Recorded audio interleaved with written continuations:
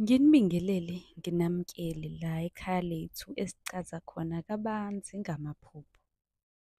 Uma kuyukuthi umusha kule channel, bengicela-ke ushaya subscribe, ucele-ke nohleli nabo be-subscribe nabo ukuze bezokwazi kabanzi ukuthi amaphupho ababa nawo abike ukuthini ey'mpilweni zabo.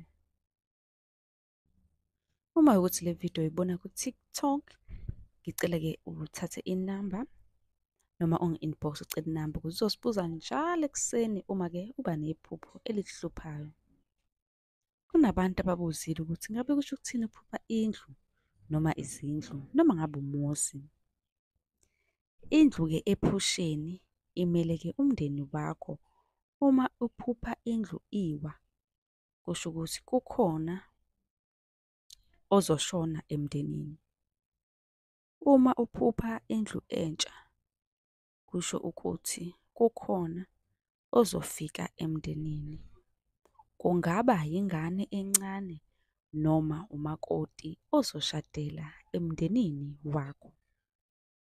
Abanye bathi ephusheni indlu imele wena uqobo. Cha, ayimele wena kodwa imele umndeni wakho.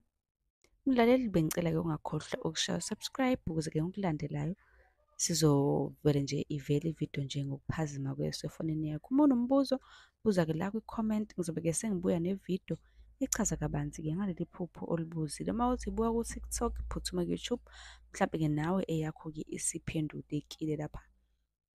isiphendulekile-ke lapha ku-YouTube wethu.